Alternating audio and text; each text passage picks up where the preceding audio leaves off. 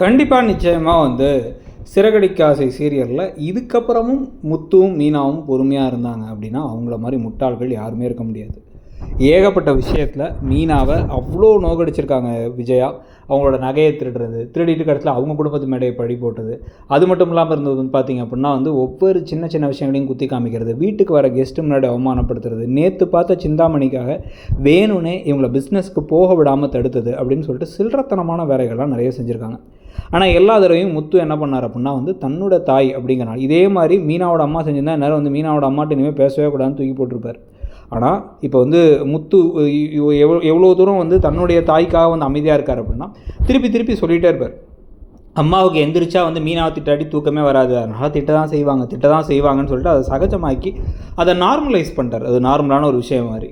ஆனால் இப்போ திருப்பி அவங்களுக்கு ஒரு பெரிய ஆர்டர் கிடச்சிருக்கு. இதில் ஒரு பெரிய ட்ராப் மாதிரி தெரியுது. ஒரு பொறி வச்சு பிடிக்கிற மாதிரி ஒரு கான்ட்ராக்டில் சைன் வாங்கி பணத்தை கொடுத்து இதை அவங்க மொத்தமாக காலி பண்ண போகிறேன். இந்த ஒரு இது ஆர்டர் தான் அவள் செய்கிற கடைசி ஆர்டர். ஏன்னா இந்த ஆர்டரில் கரெக்டாக செஞ்சு முடிக்கல அப்படின்னா பணம் ஏதோ பெருசாக அவங்க கொடுக்குற மாதிரி எழுதியிருக்குன்னு நினைக்கிறேன். ஸோ அந்த மாதிரி ஒரு சிக்கலில் மாட்டும் பொழுது அந்த விஷயத்துக்கு ஹெல்ப் பண்ணுறதுக்கு ஒரு வேளை விஜயா திருப்பி உடந்தையாக இருந்தாங்க.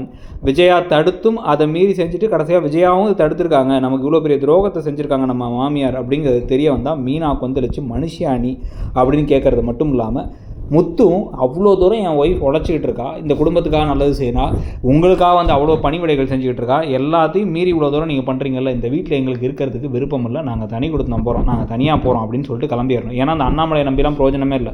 10 பைசாவுக்கு பிரயோஜனம் இல்லாத மாதிரி பஞ்சாயத்து பண்ணி கடைசியில் ரவினா திட்டுவார், மனோஜ்னா கொஞ்சுவார், முத்துனா மட்டும் எவ்வளோ மோசமாக பேச முடியுமோ பேசி கடைசியில் யார் என்ன பேசினாலும் கண்டுக்காம விட்டு முத்து அப்படியே பொறுத்து போகணுங்கிற மாதிரி இது பண்ணுவார். இதே மாதிரி தான் மனோஜ் செஞ்ச ஏதோ ஒரு பெரிய தப்பை மறைச்சு முத்து மேலே பழி போட்டு விஜயாவுக்கு முத்து மேலே ஒரு கோவம் வரதுக்கான காரணமே அதுவும் அண்ணாமலையோட வேலை தான்.